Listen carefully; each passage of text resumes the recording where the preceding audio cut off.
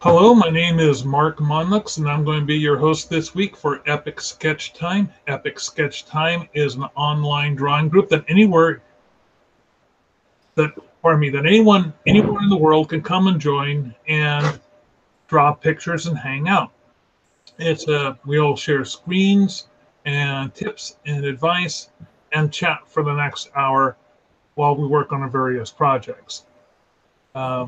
With me today are Bill and Locke, all of whose information you can find in the links below. Gentlemen, introduce yourselves. Hi, I'm Morse. I'm a freelance illustrator and cartoonist from Seattle, Washington, and I do a webcomic called Rhapsodies.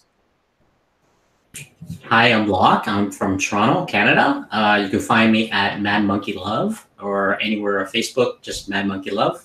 Freelance, I guess, illustrator. And I'm Mark Monlux. That's MarkMonlux, and you can find me under that on Facebook, Twitter, Instagram, what have you. There's only one of me out there. And one of the things I like to do is I like to draw cartoon reviews of movies, and I also like to create decks of playing cards featuring movie monsters.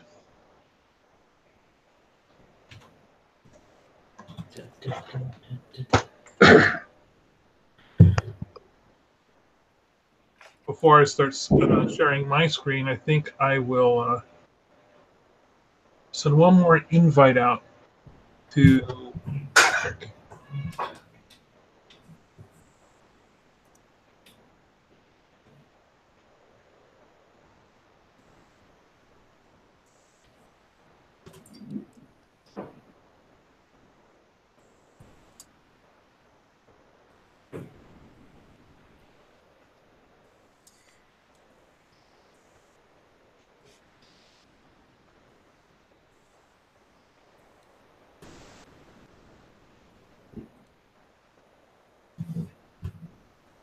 Looks like I got a text message here.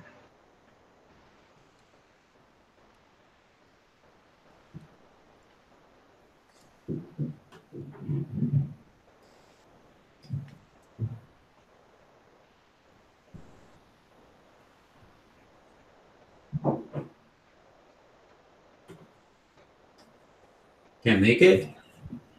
Oh, hang on. So somebody new wants into the group. Oh, nice. So I will send him.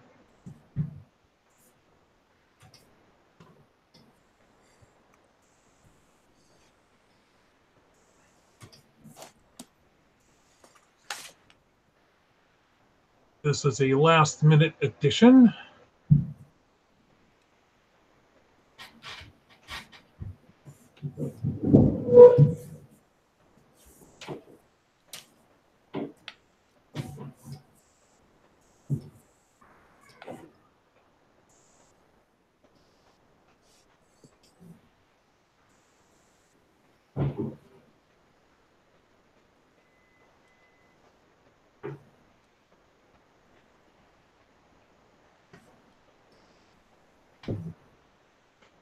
So, Locke, are you doing a Batman? Yeah, I'm drawing Wolverine being shot full of arrows and he's breaking one. Okay, I So was wondering why Batman was smoking a cigar. yeah, well, that could happen too, you know. That's what it looks like. I had this idea that he's a little angry. Mm-hmm. Wolverine versus ninjas or something. Probably stings a bit. Yeah. Let's see it. Bring that layer down a little bit. Probably easy to see that right there. I usually go with 50% gray. That way it doesn't bug my eyes because I'm sitting there staring at it for a little long. When I go white background, it just, after a while, you look up and you get that little green halo thing.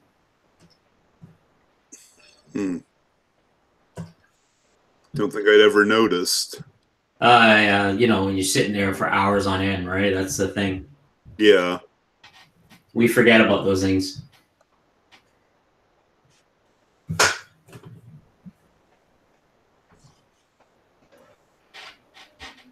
So apparently this person resubscribed to my email, and I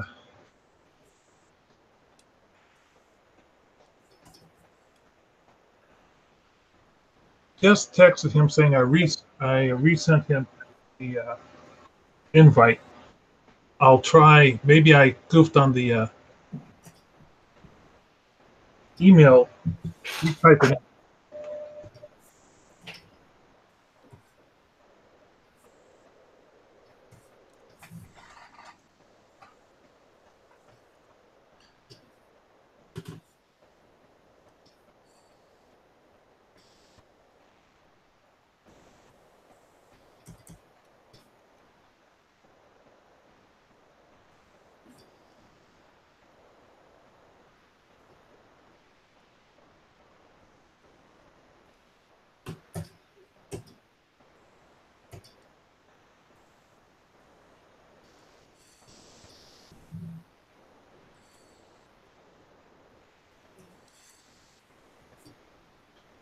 So have either of you guys ever played a game called Telestrations?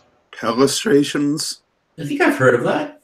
Never played it, but It's sort of like Fax Machine. Have you ever played Fax Machine or Telephone? Well, you probably played Telephone. I played Telephone. So, oh, wait a minute. You've told me about this one, haven't you? Right. So what happens is you hand out a bunch of cards to people. Each card has a description on it, and the person is then supposed to draw that description. not the same thing as like Pictionary or something like that. Well, what then happens is once you do the illustration, so like let's say I have an example here up on my screen. If let's say you draw a picture of a donut man, and somebody will then write down the words donut man on a piece of paper. They hand just that description to the next artist, and their interpretation of that description might be something completely different. Then the next person takes a look at that illustration, and they might visually read that as something else, and then they must draw their version of that based off the text description. Or rather, they write down what their description, what they think they're seeing, hand that to the next person. They have to draw it. They hand that drawing to the next person. They have to write out a description. The next person has to draw that description. The next person takes a look at that drawing, writes a description. That written description gets handed off to the next person. So by the time you're around the table, you go from having a donut man to the spaghetti monster. Yeah, I tried to, if I remember correctly, I tried to do that game at the Cartoonist Northwest. Either I described it really badly or nobody got the point. Oh, did you have a low turnout, or was it the matter of no one understood the game when you described how to do the game? Nobody understood the game when I tried to describe it. Oh. I don't think it was entirely my fault, because you should have seen it also, this same session also had the worst game of evolution I ever saw. Oh, so you were doing multiple things. Yeah. Yeah, my drawing group, we never do multiple things. We just stick to one thing if it crashes and burns. Mm-hmm. But, well, I hope Jim, oh, hang on.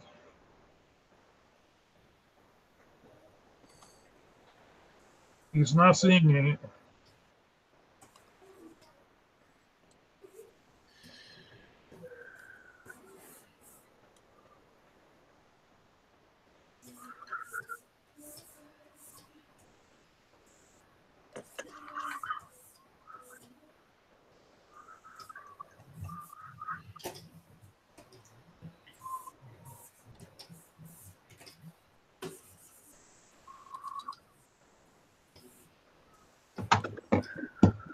I might have to send him this link.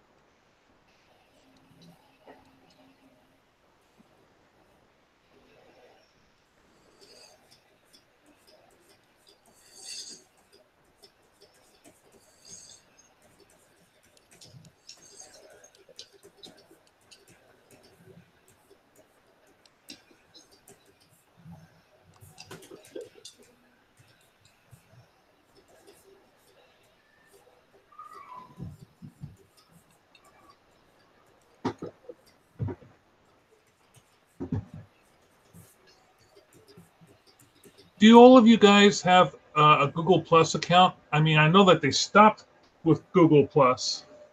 They haven't completely stopped yet, but they've been pushing. All my notifications are now like March 2nd or something. Notification will stop working. April 2nd will be, that's pretty much, you won't be able to log in anymore. Yeah, I still have one. It seems to exist, though admittedly I've mostly only used it for this. I'm gonna, I built up a huge following. I'm gonna lose most of it. I'm trying to get them all onto Instagram or Facebook and all the other stuff too, but you know.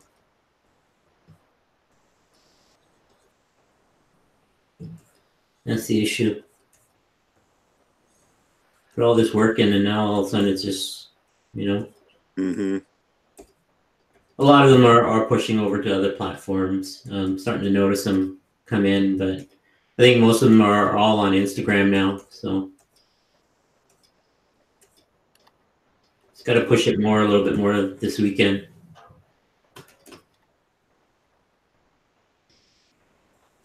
The my daily drawing thing, you know, I was up to like 70. I was at 77,000 or more. Wow. And, yeah. Been doing it for years, right? So it's kept pushing. Then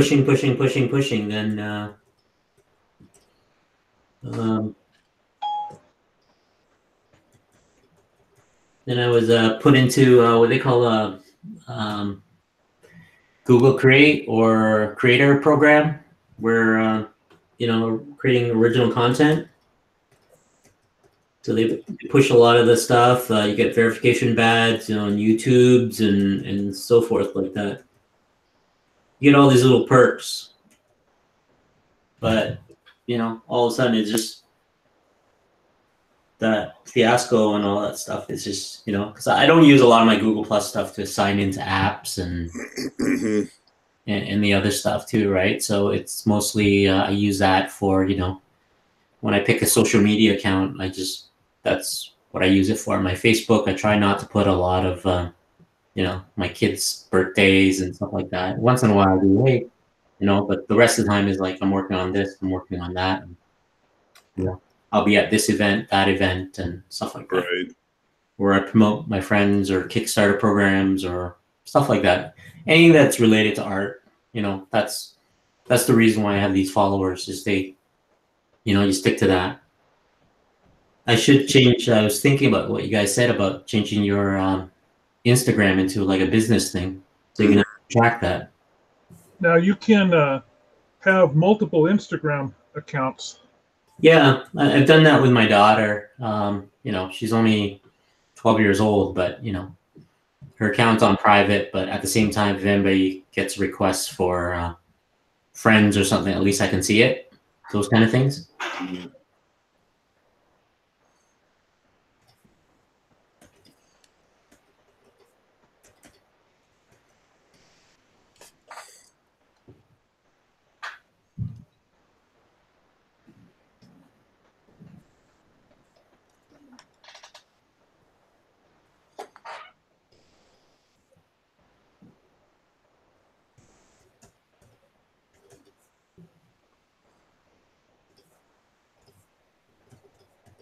Now I need to do is set up an online shop. that's easy enough to do. Yeah, I got a Square reader kind of stuff. I have a Square shop. Do you? Yeah, it's a free service that they do. So you know how you pretty much have little pictures of all your items. Yeah, yeah. I've created like I only use it at the shows, right? Like I mean, all I got is in my little Square app on my phone that says this is what a print is, this is how much this is, and stuff like that. That's what I got in there on my list. But so you can go in and use that list to create your online store. Right. And it's easy as pie. Now you have a link, and bang, all your stuff is. I've been selling a lot more stuff that way than I have any other way. Aside from at stores, but no, people use my. I've tried Cafe Press, and I tried my own page. And yeah, I was looking at. I tried PayPal buttons, but no, it really works. Yeah, yeah. Because right now I'm just using the Square, at the cons, right? The last thing I wanted to do is have somebody walk away from my table, which happened before I got the Square stuff, right? Like I'm short $5 or short $10 or something. I want that. I'll come back. I'm gonna go get cash. You know what I mean? Mm-hmm. Then the person walks away. Then on their way up to the ATM or whatever, they run into something, and I'm forgotten. You know what I mean? Yes. When I first started using not Square, I was using another one that had a merchant service account back before Square started. And at that point in time, it was only 15% of my sales. Right. But now it is solidly 50% of my sales go through Square. Nice. So yeah, if you don't have your Square with you, you are leaving money on the table. The only time exactly. I've learned that where I was at a show. I mean, it was just a one-day show, and I made over $1,000 as it is. But that's mostly cash, right? And the rest, I know I could have made more. A lot of it were large poster prints that were just $25 that somebody just don't have the cash for it. They had their ATM machine. Interact card or credit card or something like that. You have the little Bluetooth credit card reader. Yeah, I have that little tap card reader. And also I love that. I have them put their card in. They hand me their card. I put it in, and then I hold the reader back out when it's time for them to pull the card out. Right. And they love that interaction. And if you're using something other than your phone, like say a tablet, your tablet has a much bigger antenna in it, and so it can usually pick up the Wi-Fi of the service a lot better. Yeah. I mean, the thing with the phone is because I can use my data, and right, so that's why I was kind of hesitant to use the iPad. You know what I mean? Oh, use the iPad. Really? My wife and I, we take both of the devices there. Okay. And what happens is she's running all the transactions on the pad while I'm doing all the handling of the material. So someone as a cashier.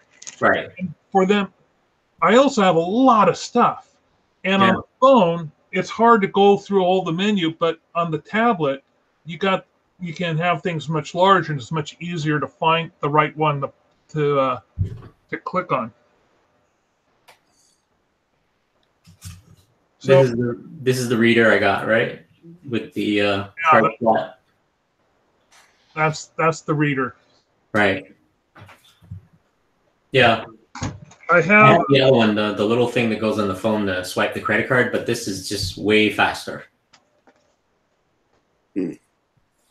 Right. So you get one of these, and you just basically, most people tap.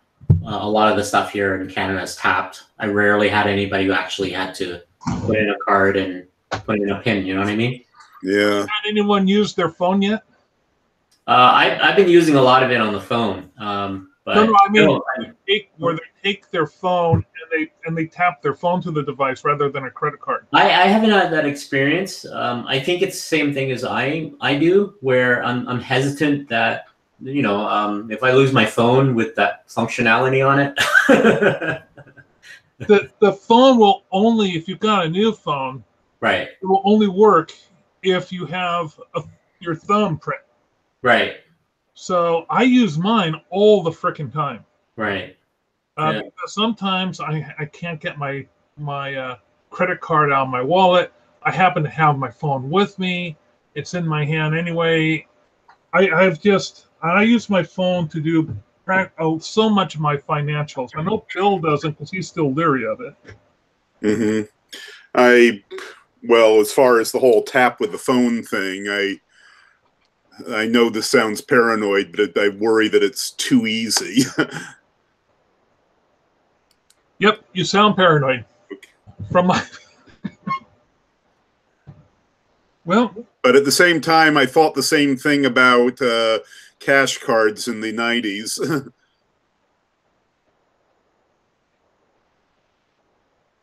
So Tim finally got the link. So let's see how much success he has coming in. I think my concern is that he may not have been a Google Plus member, and that this doesn't work with people who don't have a Google Plus account. Now, I'm kind of worried about what's going to happen in the future with if this will still work or not. So, and I have yet to finally.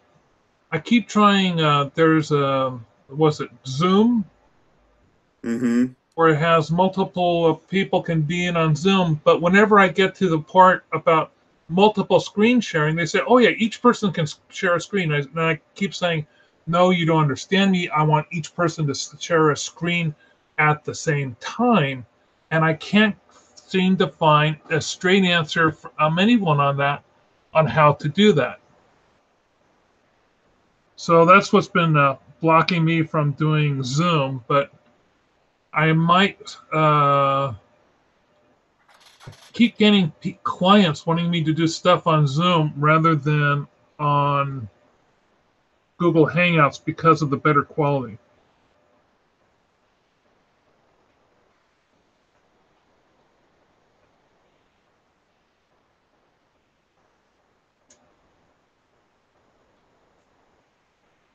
So, Locke, you're supposed to be having a lot of snow today.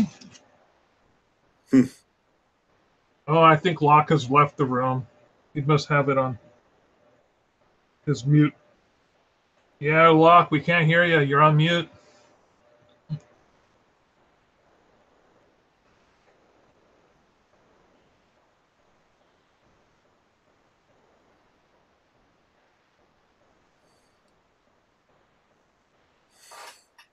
Bill, will you say something? It's Something. on my screen right now.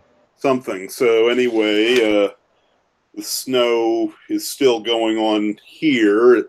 They've been claiming that it's going to change to rain 5-ish, though I'm not sure about that. Though the flakes have gone from the big wet ones to very small ones, so that might be a sign that it's about to turn into frozen rain or something ickier. Down here in Tacoma, it has been going between fluffy flakes, wet flakes, and now it's raining. But hey, it could start snowing again. Mm-hmm. Yeah, according to the current forecast I've been reading, says it's going to turn to rain, then back into snow around 11. Yeah. I'm not looking forward to this stuff. Mm.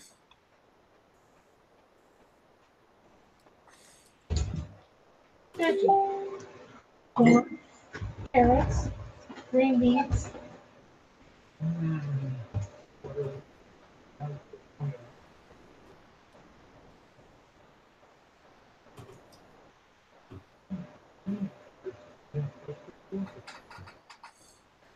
frozen. I'm waiting more. We having rice or potatoes? Potatoes. Does she prefer rice? I'm fine either way. Potatoes is good. I was just consulting with my sweet beloved over what we were going to have for dinner. Isn't it nice? She knows she takes requests. Mm-hmm. So is this sushi night or are you something at home? Oh, well, the snow. Sorry, with knowing what the snow is like, that's kind of a stupid question. So, my wife decided on last Friday that the weather was probably going to be bad enough that she would probably telecommute today. So she was all set to telecommute. Oh, hang on a moment.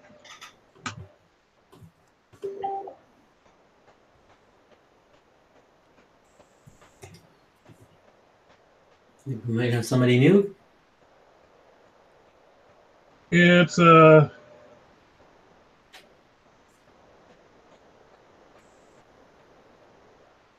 Tim. He says he keeps getting a video call. I think I have to explain to him that it is a. It is a video call.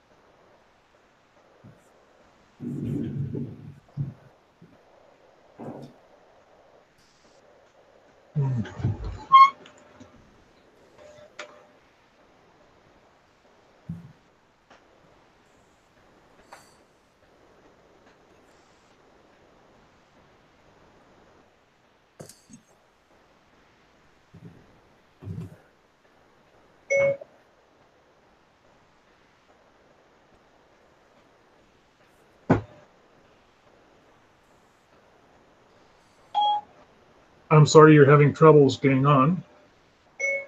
I'm sorry you're having troubles getting on. Oh, damn spell check. It says I am having No, stop. God damn it. Stop.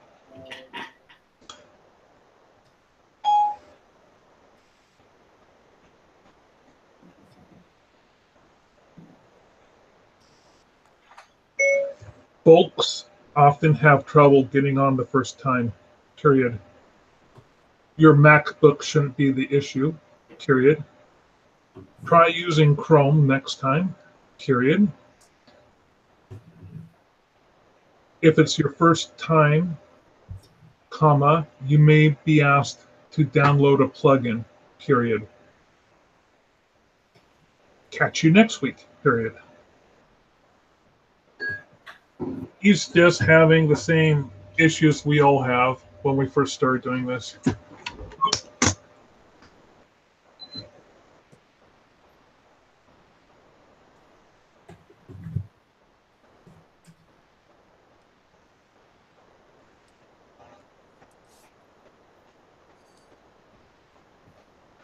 One of my favorite things I saw on Facebook today, in regards to the Seattle snow,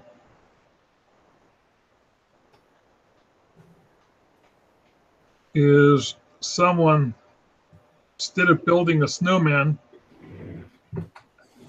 they built these two 6 feet high feet. You get it? 2 feet of snow? Yeah. Right. Took me a second, but yeah. Ba-dum-bum.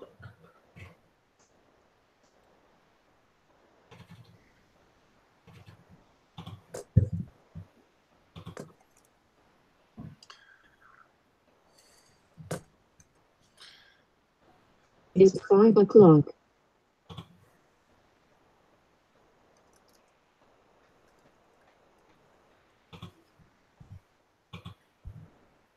I'm hoping hoping it's gonna be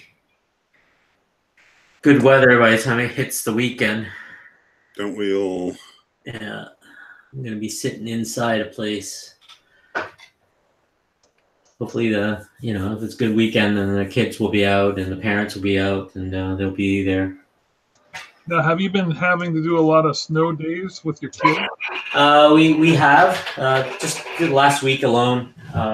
I think we had 2 snow days, and just having them home just drove me up the wall.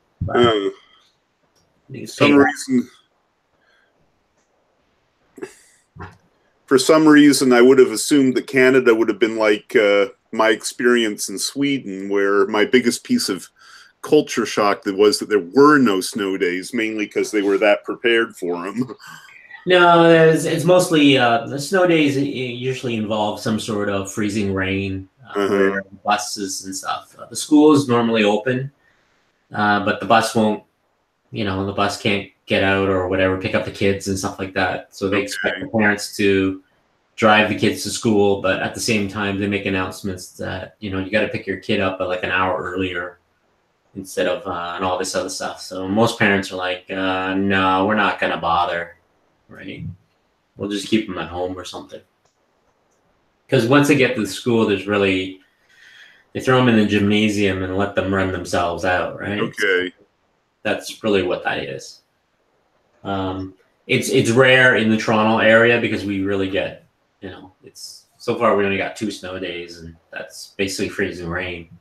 The rest of the time, it's like you get like 2 foot of snow, everybody still goes to work and stuff like that. So it's got to be like the army has to be pulled in before we can actually.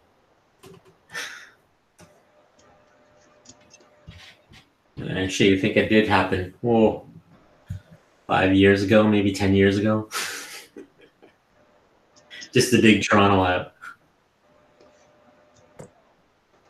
Yeah, if you live downtown Toronto, a lot of the buildings, there's undergrounds. Yeah. Oh, yeah, I've been to Toronto before. Yeah.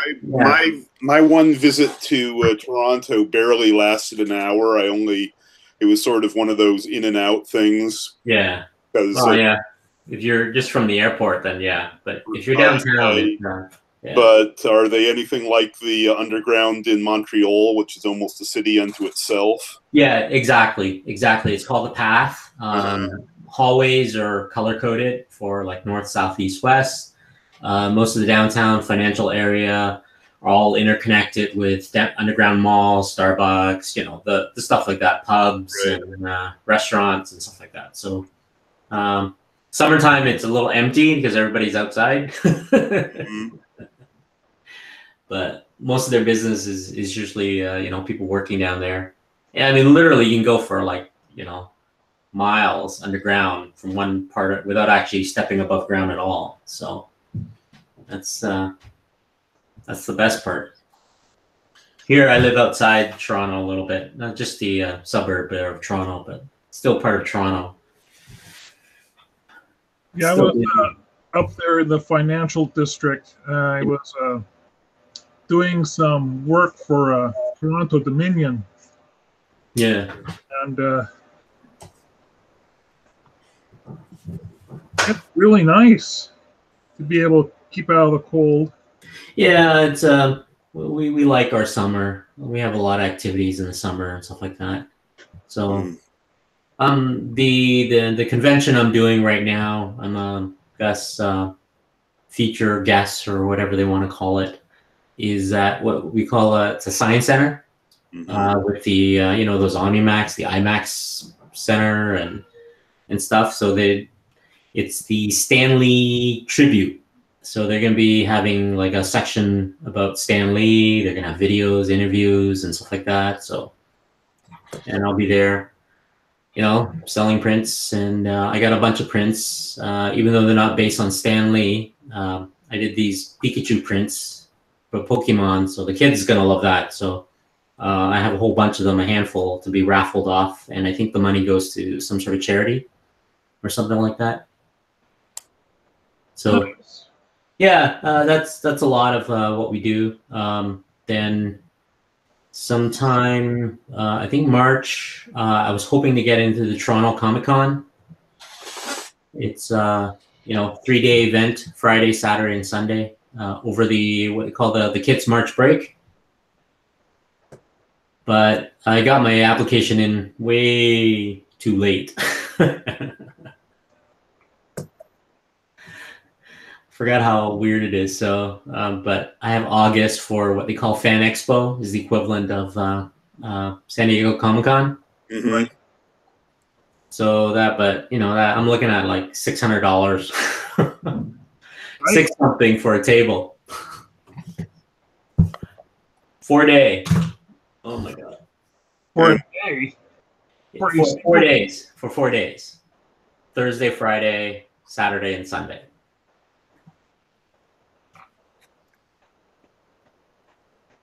So yeah, that's one. But I got into the Niagara Falls one. That's the big. That's right next to Buffalo there. Yeah. Bruce Campbell. I guess the Doctor Who people. All these big movie stars is going to be there. So, and I got that. I got in. That's because I have a friend who is another feature artist. So I got lucky with that one. Normally what they do is, it's a lottery, right? For artists and stuff like that. But if you have friends who work in the industries and stuff, they can pull some strings and at least I can get myself in. So I'll be around that area, the pro areas. So that's kind of nice, but finding hotels at that time is just a nightmare. Especially Niagara Falls in the summer. So just how touristy is that place really? I mean, yeah, I've been there once, but I didn't see it as being that crazy. It's Niagara Falls. It is the Ontario side of Niagara Falls. The Canada side, I got the gorgeous falls. They got you go across to the U.S. side, it's Buffalo. It's a ghost town. A lot of the shops that used to be there has literally closed up. It's just a shame driving through that area where you got this natural, beautiful, nature stuff with falls and stuff like that. And the town is pretty much dead.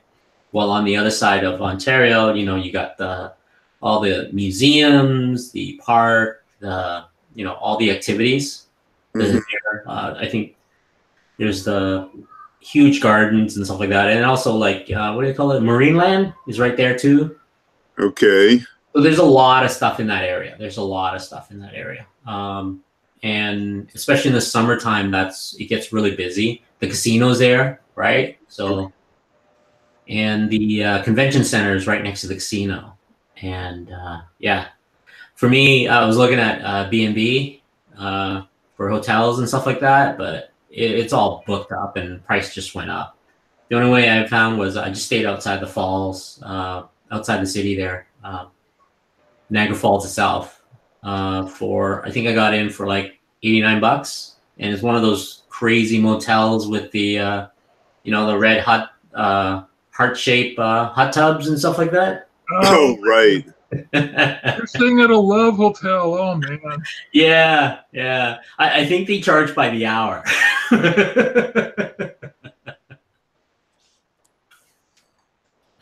Right. It's so cheesy, right? But it's the only hotel I could find for like $100. Yeah, I think I remember that being a issue in Superman 2. Yeah. Where that was the only hotel they could find. Yeah, but Superman 2, it's a huge suite, right? Remember that? Yeah. With the fireplace? Nah, this one's just bed, the hot tub, and but it's only I think half a mile from the convention center, so which is good.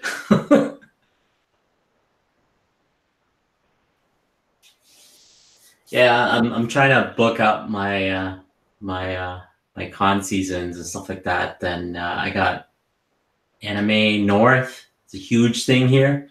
Mm-hmm.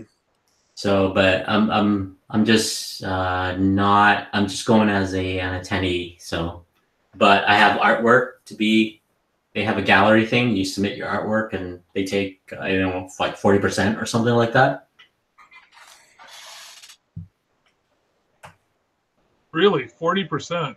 Something like that, or 30%. I forget how that works. So if you put some artworks in that place, they put a gallery up, and people can actually go in and purchase it, right? So you don't have to be there. You don't have to. You know what I mean? Mm-hmm. So because the anime North is one of those things where it's not my crowd. Right. Right. I do comic books. Manga is a whole different thing, and most places my daughter goes because she wants, she's into that kind of stuff. But I have friends who are vendors there selling from all sorts of stuff, and they got passes, and they said, "Yeah, I'll take them."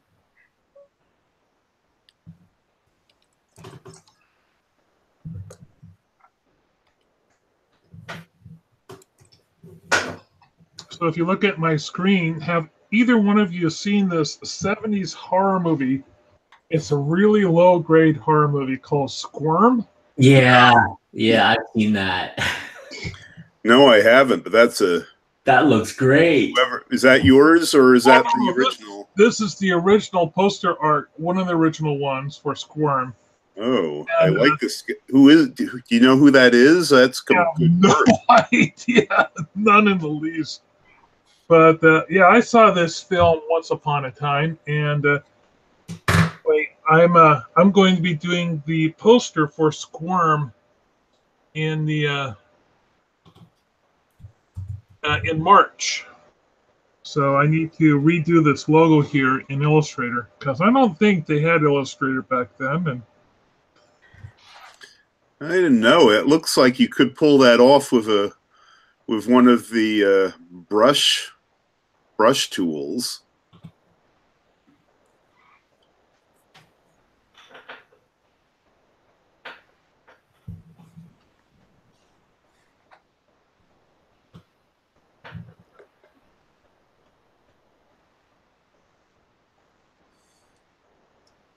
Maybe taking the Photoshop and paint out the rest, and just. I'm going to enlarge it in Photoshop. But I just don't like.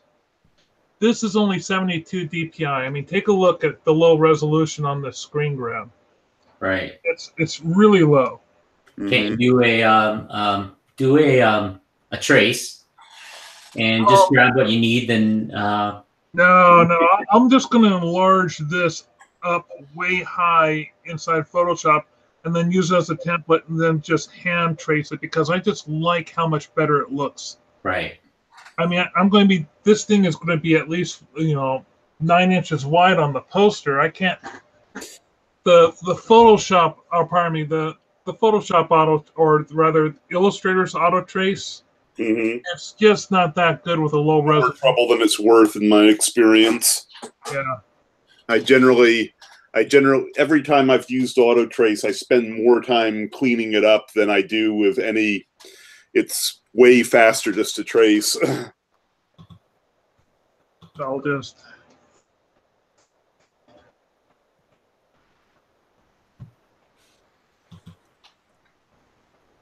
Maybe I'll give it a shot, but I'm pretty sure I'm not going to be happy with it. I'll just clean up this little corner right here. And then maybe I'll use a sharpen tool before I do the auto trace.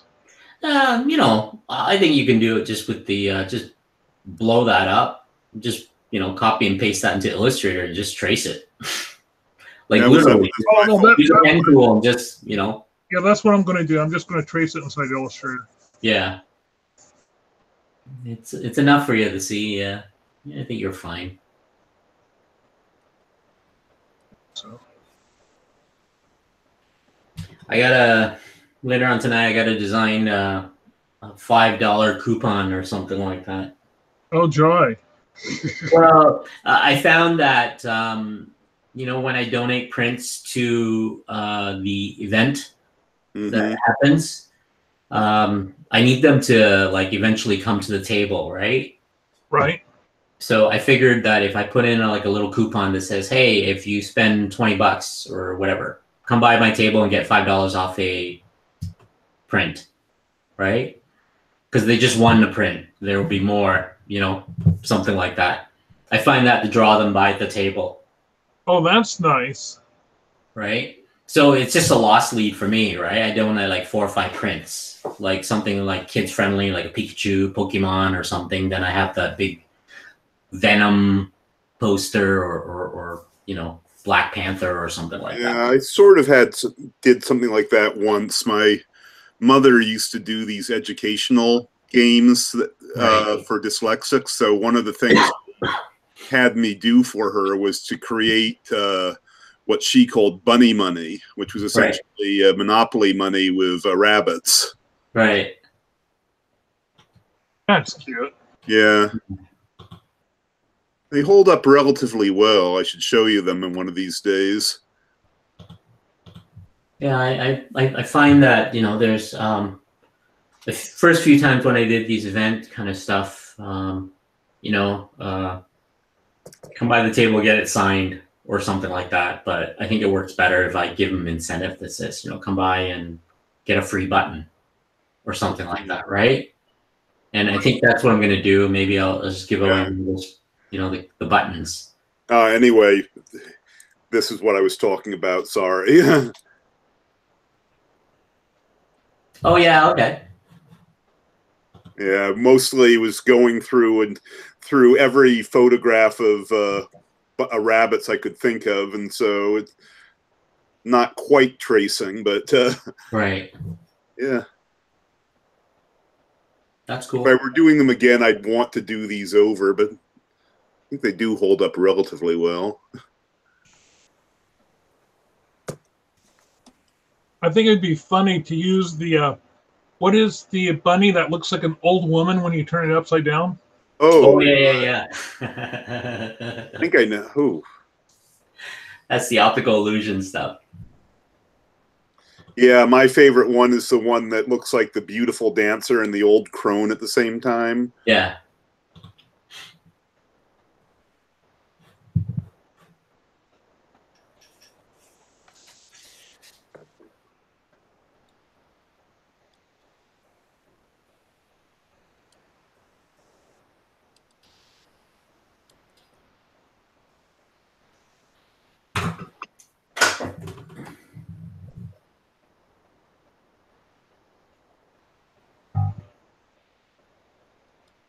You guys end up doing any commissions at the table?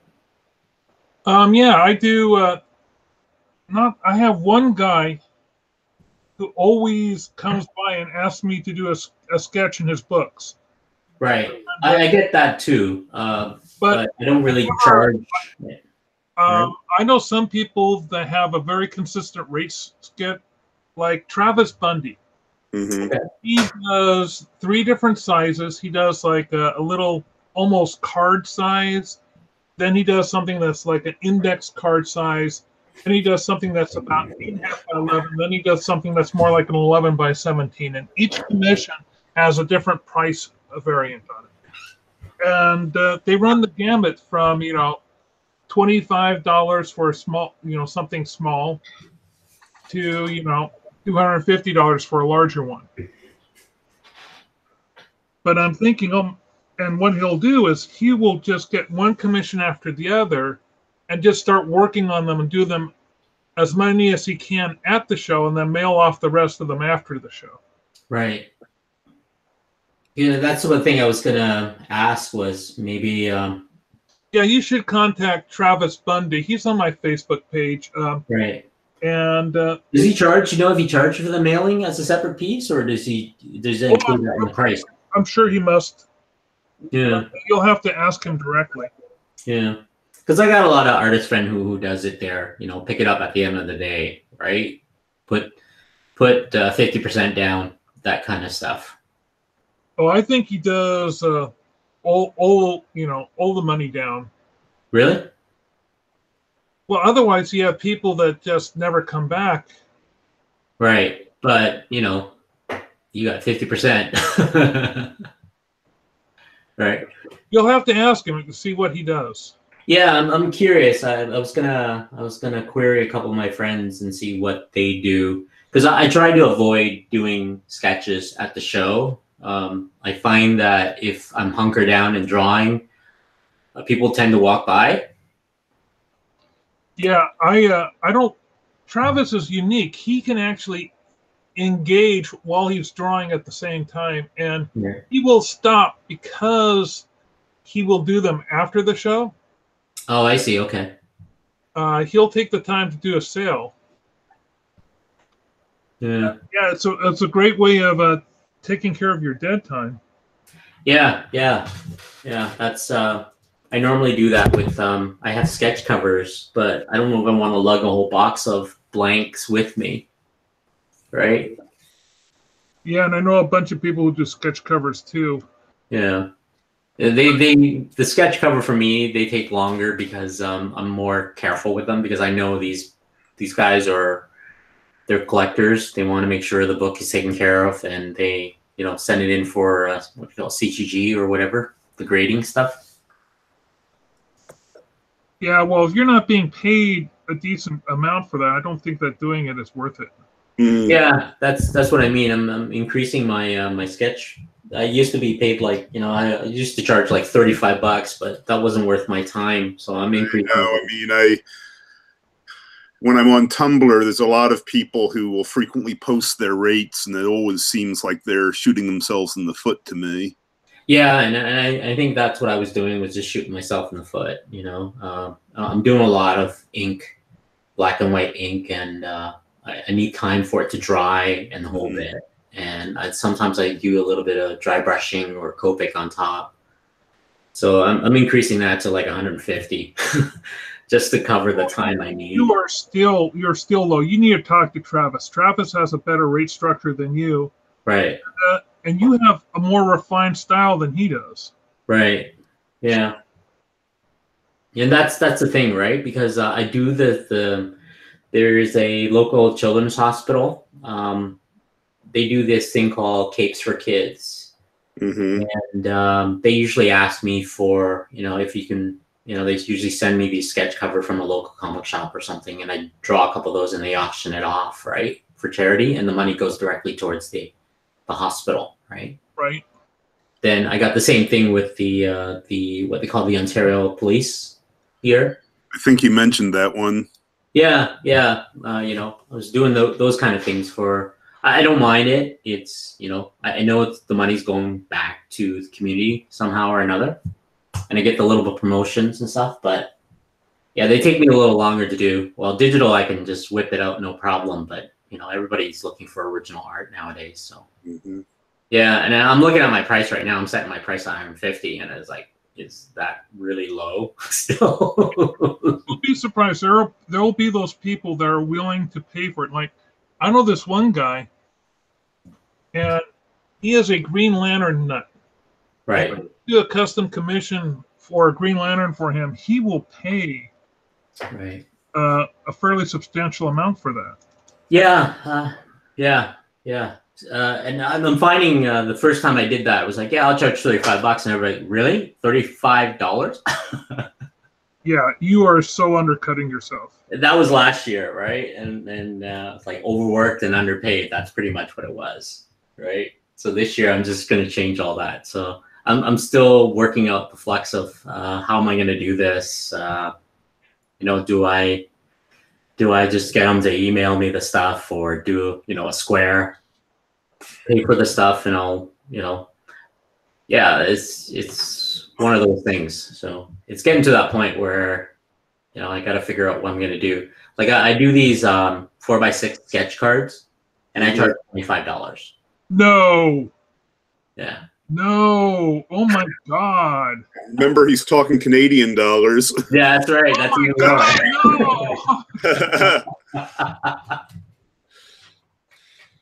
right. And you've seen my charging $25 for something that's basically the same size as a business card. 4x6. No. Yeah, I'm Really? talking like $25 for something like a playing card size. That's his $25 mark, and that's his cheapest. Wow. Okay. So you really need to talk to Travis. Yeah. And his style is nowhere. I mean, Travis is a great artist, and I love his work. But and his has a very distinct style. Every artist has a distinct style, but I think the type of work that you're probably going to be doing, you also have to figure out how much effort you're putting into it, because I think Travis has that down as well. Right. Because his style, it kind of lends itself to being quick. Okay. And I think you need to kind of gauge in the fact of, if you're going to be spending how much time, putting in how much effort, then your commission work needs to be much different. Like Clayton Crane. Okay. He also does commission work, but his commission works is in the hundreds of dollars always for covers, because he's painting on these variant covers. Right. And I've seen him at show. He's always got his head down and drawing at the shows.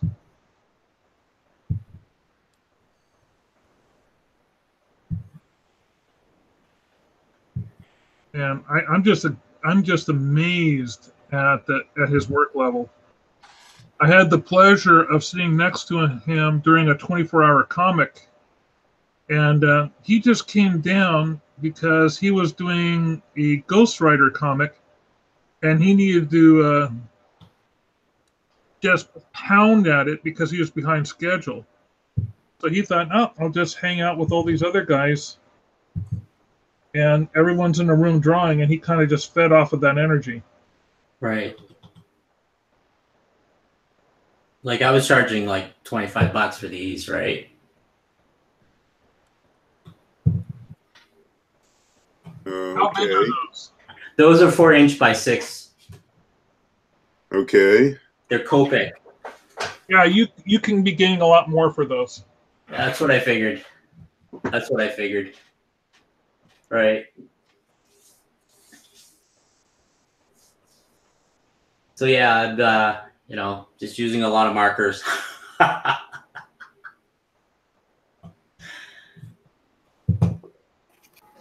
These are the ones I've scanned.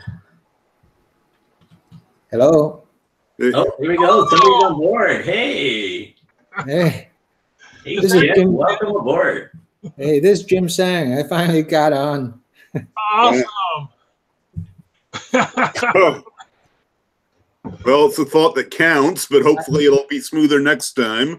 I had to use the Google instead of Safari. That's what it was. Yeah. Oh, okay. Yeah. It's Google Hangout works better with Chrome. Yeah, I can imagine. I knew it was coming anyway. So anyway, so here we go, huh? Mm-hmm. Yeah, each one of us is let's see. Locke was showing off some of the cards that he was doing. Trying to figure out pricing. Okay. And we're telling him he's undercharging significantly. I'm just working on I'm doing a movie poster for Squirm for a local theater, so I'm just making an illustrator version of it right now, just doing a quick tracing. Bill, what are you working on? I've been playing around with trying to get some more comic portfolio pieces, so this is something I'm calling Alice's Testimony. And have you ever been online here before, Tim? No, this is my first time with you guys. Okay, so if you take your mouse and you scroll it up to the left-hand side of your screen, Yes. some icons will pop up. Right, I got it. Okay, and one will be a green one. The green one, okay. And the green one will be a screen share. When you click on that, you can then select what screen, I see. Or what program you want to share if you have anything up. Oh, I don't have anything to share at this point. But Okay. this is my first time here. I'm not sure what I'm doing here. So I guess this is more of like a conference call. Yeah, this is like a conference call, and then what we all do is instead of staring at each other's faces when we talk, we stare at each other's work Oh, okay. while they're drawing. Oh, okay. Okay, I have some work on Facebook, but I don't know how to share it. But You can put the link on the in the chat area, and we can look at it at our leisure. in the chat area, where Let's see, where's the chat thing? chat? Yeah. I see. Yeah, pull up I believe it's right above the green button. Yeah, I got it. So how do I put the Facebook on this? So what you do is you click on the chat. Yeah. Yes. Go to your Facebook and just copy the link and just paste it there. Okay. Okay. I'll go to my Facebook. Yeah. I copy the link and paste it on. The chat box, right underneath. Oh, wait. I lost you guys here. A second. Yeah, when you click on the icon on the left-hand side, there should be a chat box on the right-hand side that pops up. I have to get back to where the screen is now. I have so many screens up right now. Or you could just share your Facebook page on You can share your desktop. Yeah. So I got it. So chat.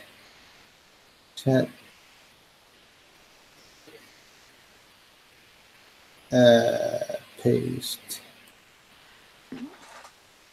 But that will only give us the link. So it might be easier for you to actually share your desktop where you have your browser, your. Well, I think he just canceled them. Oh, he canceled himself out. Oh no! Yeah. Oh, there we go. There we go. Yeah, oh yeah, now you're back. Okay. Yeah. Sorry, I don't know where to paste it. In the group chat area. That's right. All right. I mean, well, how do you? That I got.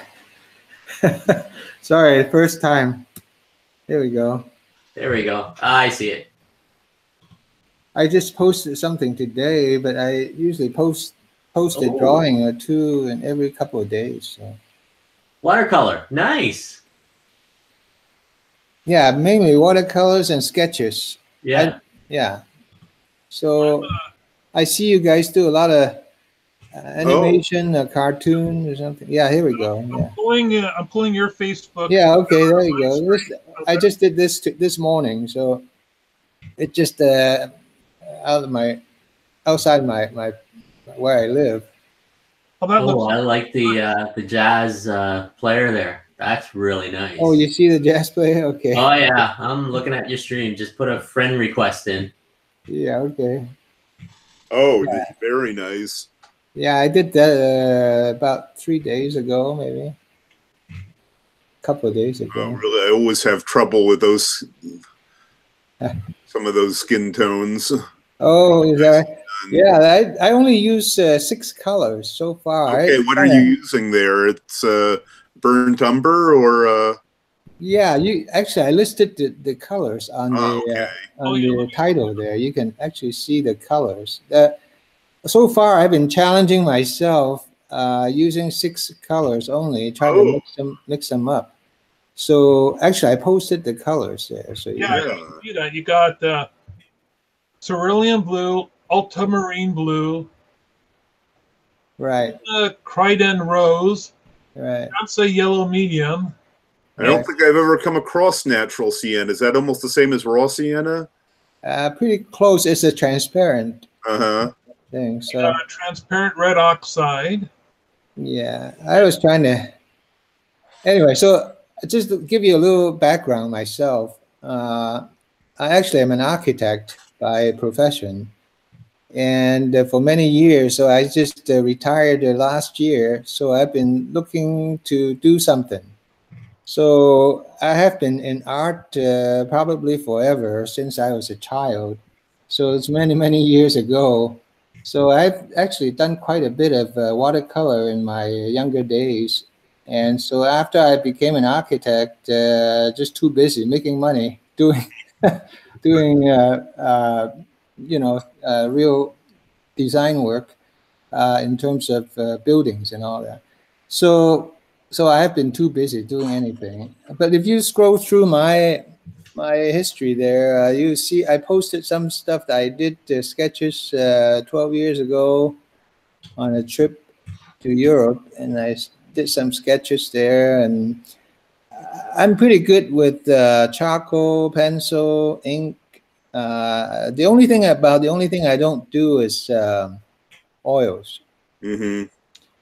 And so what you're showing there, a lot of the animation and cartoons, I can do some of those pretty well too.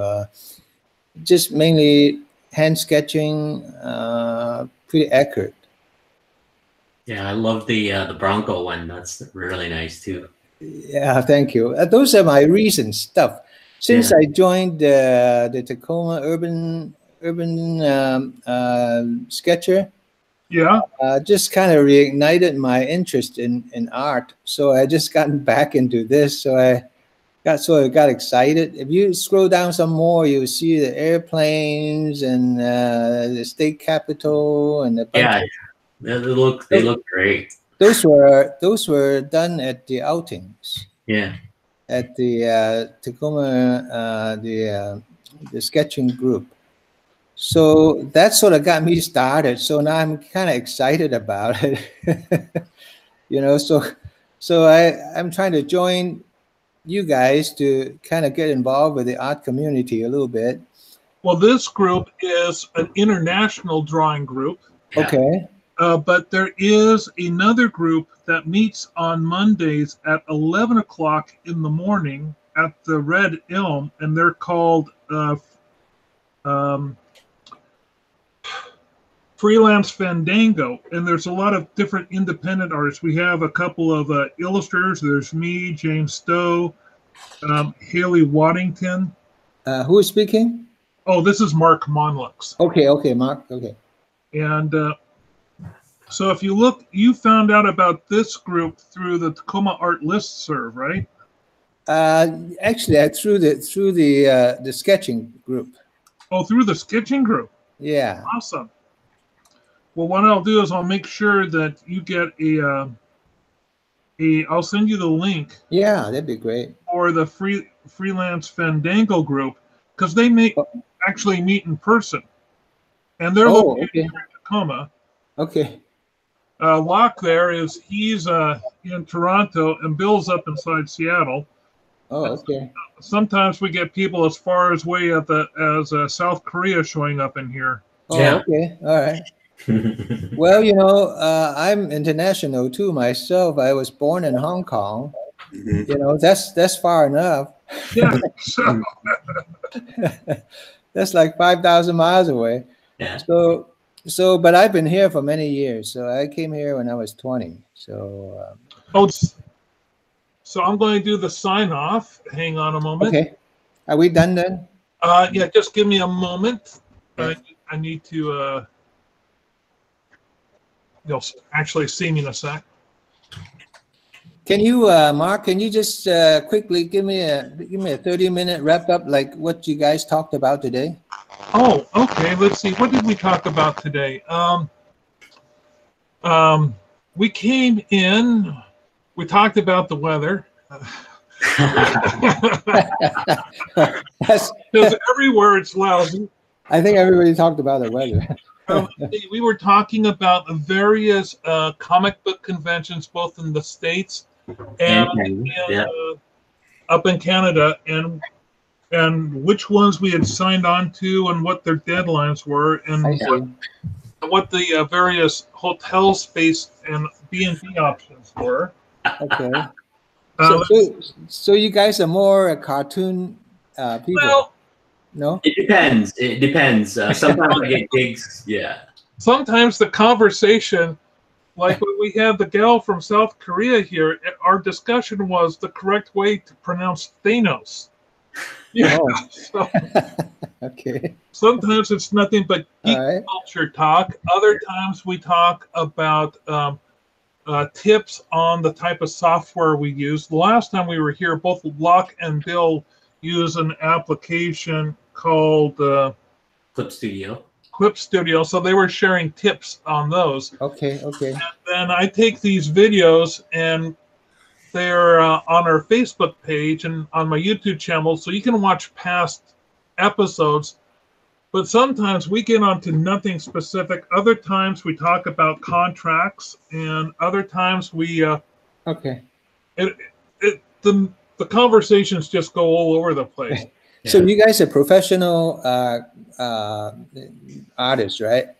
I'm a designer by trade. Design? What type of stuff you design? I actually went to school for architect too. Okay, all right, that's good. But I got in electronics, and now I design user interface for software companies. Right? Oh, okay, IT stuff, yeah. Then eventually got into film productions and game designs and character designs for the different industry when I was living out in LA. But now I'm just mostly doing comic books and stuff like that just for fun. And that's cool, yeah. That's all it is. I admire you.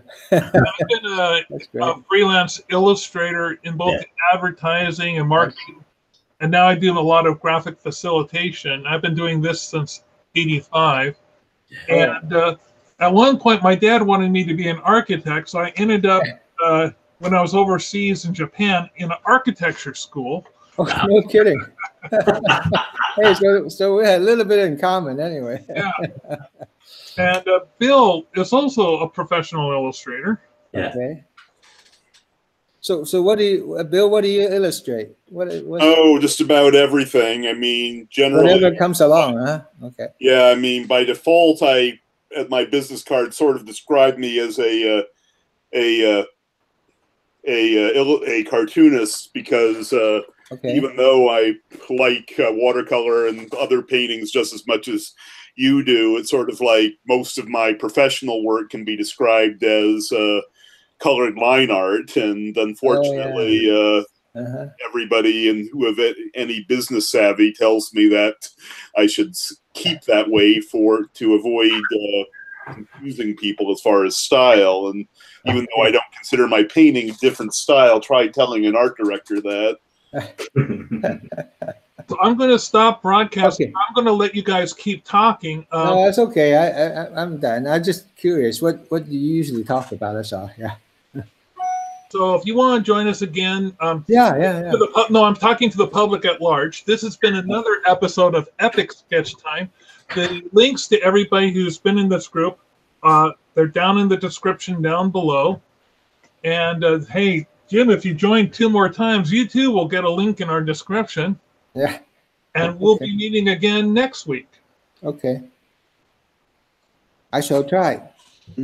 So I